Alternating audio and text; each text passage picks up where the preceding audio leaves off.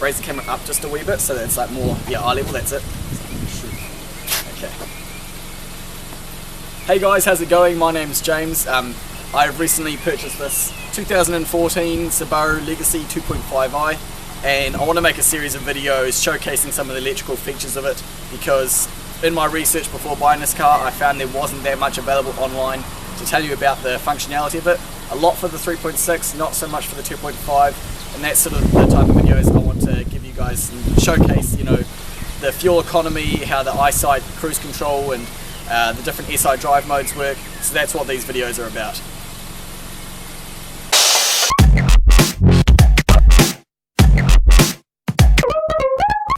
Okay guys, so in this video I am showing you how to use the Subaru Isight cameras in conjunction with the Subaru cruise control, and basically what they do, how they work, and that yes, you can trust them to stop the car if needed.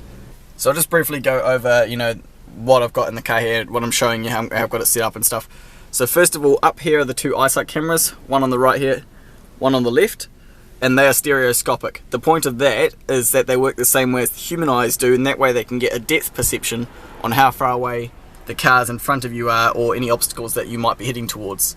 So I've got my GoPro Hero 4 here on the speedo cluster recording, so that you can see on the display here where it's going to show up the Isight information, what's happening at the time, and then also I'm going to show you here what I've got going on with the controls. So this button here, if I push it while we're driving, I don't think it'll show up while we're parked. Oh yes, it does. So that's basically, that turns the cruise control on and off as a whole. So this one, you push it, you know, once or twice just to turn it on and off. That starts the cruise control mode and also turns on the cameras. And so as you can see on the screen here, it's got the little logo showing up for cruise control on, and these three bars here, what they represent is the distance between you and the car in front of you. And with this button here, you can change that distance. So 3 being the furthest distance, 2 being medium, and 1 being the closest. And all that does is it adjusts the ride distance between you and the car in front of you, so you know, so that the car knows when it should brake or how close it should be. Obviously you've got the up and down switch over here for increasing your speed or decreasing it, up for reset, down for set. The way that works, reset at first I thought was like, you know, reset to 0, but that's actually not what it means. It means what the word literally means, which is reset it again. So you push it the first time down to set, and that will set it at the speed you're traveling at the time. Whatever speed that is, it'll set it and display it on the screen. If for some reason then you have to brake and come to a stop or whatever it is, when you start accelerating again, you can then push the reset button and it will turn it back onto that speed and accelerate up to it. The cancel button, I don't really use that much, to be honest. I think all that does is it leaves the cruise control on but cancels the Isight cameras. And then if you want to turn the whole lot off, you just push this button at any time and it all cancels. And obviously, as with all cruise control in all cars, if at any time you touch the brake or the brake, it cancels the cruise control, and the accelerator, you are able to accelerate up past what your set speed is, but as soon as you let go of the accelerator, it's going to drop back, it's going to slowly drop back down to whatever your set speed was.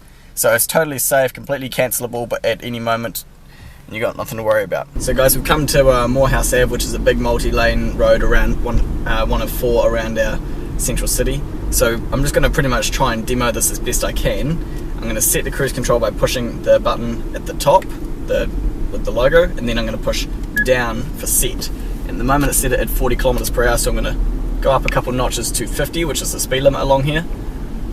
And now, as you can see, I still have to steer, but it's completely driving itself. I'm not using the brake, and it's maintaining a set distance between me and the car in front of us, which at the moment I think is a wee bit far, just because we are at low speed. So I'm going to change that down a couple notches by pushing the distance button, and what that's going to do is allow us to accelerate up to 50 kilometers per hour whilst maintaining that gap between the car, me and the car in front of me. So a car is just pulled in front of me now, and as you can see by me, I'm not touching the brake. This isn't me, that's just the car doing it itself. That car's moved off out of the way, and now it's going to come to a complete stop, maybe, depending if we get the lights or not. Okay, no, it didn't come to a complete stop.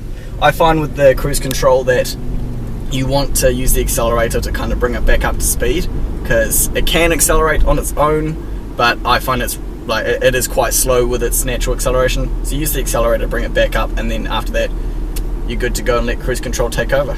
So something else I didn't point out earlier, guys, was that these cameras are not just good for maintaining your cruise control speed, but they also do a couple of other things. They do lane departure warning, so they know where you are in the lane, and they'll give you a beep sign if you start to go out of your lane a wee bit.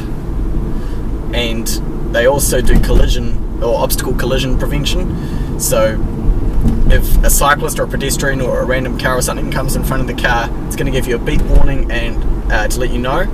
And if it's, you know, a really close pending one, it's actually going to take over and do the braking for you safely. You can have the beeps set to notify you if because what you're hearing the beeping now is it's detecting the car in front of us coming and going. We're on a specific road here where people change lanes and merge a lot of times, so cars are merging and it's losing and rediscovering the car. So hopefully we'll come to a complete stop here. Point it forward, and yes, there we go. So as you can see, I haven't used the brakes at all, and the engine's just stopped. So that's one of the other features of this car: the engine stops when you're not using it. And to get that going again, all you literally have to do is tap the accelerator and it will come back to life. You can accelerate up to the speed you want, and then the cruise control will still be set. Okay guys, my digital camera, the battery unfortunately just died, so we switched over to the GoPro now. So yeah, the light screen, I tap the accelerator, the car starts up, and I accelerate away. The cruise control is still set to 50 kilometers per hour, so all I have to do is get us up to around about 40 and the cruise control takes over. Obviously, if you want to increase that speed or decrease it, you can just flick up or down on the little knobs over here on the steering wheel. But the great thing about this, about these Isight cameras versus cars that don't have them, is that if I was to set the cruise control for 60 along here, it would just accelerate at 60 kilometers per hour straight into the back of the car in front of me. But these cameras are going to prevent that. So pretty much what the cruise control in these cars is more like it's more like a maximum speed set as opposed to just cruise control. And I'm just going to use the accelerator to get us around this corner here. This is obviously, like all cruise control, designed more for open road and long straight sections as opposed to corners and around town. And also now I've noticed that because I touched the accelerator there and the brake, though my settings are still on screen, it's turned off the cruise control. So now if I want to reactivate it, all I have to do is push up for reset and it will activate again. There we go, so I'll get us up to about 30, yeah, that'll do. Push up for reset and it sets it back to 50 kilometers per hour and we're away again. I'm going to try and show you guys another scenario of the cruise control bringing us to a complete stop. Now that we've got the GoPro here with a wide lens, you can see what's in front of us and you can see my legs. And I just want to show to you guys that it is totally safe to let the cruise control stop the car for you. You don't have to worry, and I've got it on the closest setting as well. Okay, here we go. So we just got an orange light. I'm not touching the brakes, and there we go.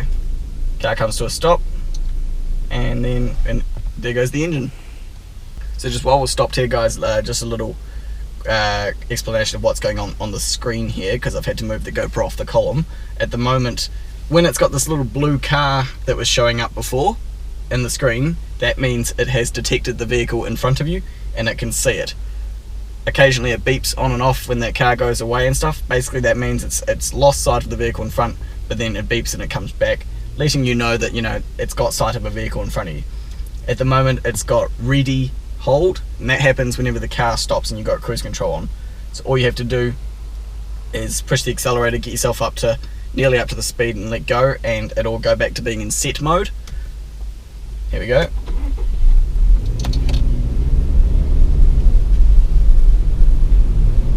Bit faster.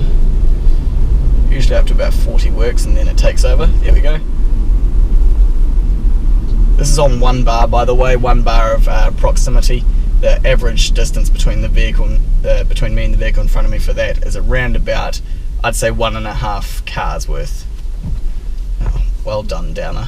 So hopefully this video has been helpful to you guys in some way. If you're looking to buy one, by all means, I highly recommend them. They're wonderful cars. If the main reason you watch this video is because you were concerned about whether or not the Isight cameras are in fact as safe or as functional as they say they are. My word would be that absolutely they are. They work like crazy. They work really good. I wasn't actually looking to get a car with Isight when I was shopping for these Legacies, but now that I've got one with them, I'm so stoked that I have them, because I actually use the cruise control more now than I think I would have if I didn't have them.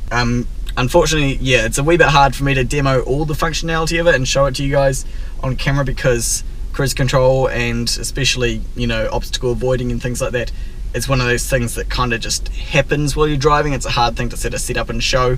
But if there's any questions you guys have got about how it works, or you know, have I had any interesting experiences with it, or like, does this work, does that work, just ask me in the comments and I will do my best to answer them. But I haven't got any bad things to say about them. It works really, really well. I also wanted to point out, just up here, I didn't point out before, but there's a lane departure off button and a collision alert button off button. Basically that's just I mean, I don't know why you'd want to turn it off. These are just little warnings to let you know that you're either departing the lane or there's a collision in front ahead of you. I'd leave them on the whole time, but they did give you buttons to turn those alerts off if you want, as well as, you know, buttons to turn off the traction control and the auto engine start. I'm not sure why they give you buttons to turn them all off. I think it's just, you know, extra features. And also something else that's interesting about this car, guys, about the cruise control, if you go into the menu here, you can actually, on the screen, you can actually change the alerts to on and off for different functions of the car, like the collision and the lane departure, and car acquisition. So that's when it knows, that's when it discovers the car in front of you or loses it. You can tell it to beep for that or to not do that. Also, I've noticed that the lowest possible speed you can set the cruise control to is 40 kilometers per hour. Doesn't do it for any lower, but that's not to say that it can't cruise any lower. So if you are in idle traffic where it's moving really slowly, you can get yourself to like 30 kilometers per hour, turn on the cruise control, it will automatically set to 40, but then because you've got the Isight cameras monitoring the cars in front of you, you can actually cruise control in slow moving traffic at like 10 or 15 kilometers per hour, whatever it's doing. So yeah, as I said before, guys, I hope this video has been helpful to you. Ask me any questions you want in the comments and I'll do my best to answer them. And as always, guys, have a good day.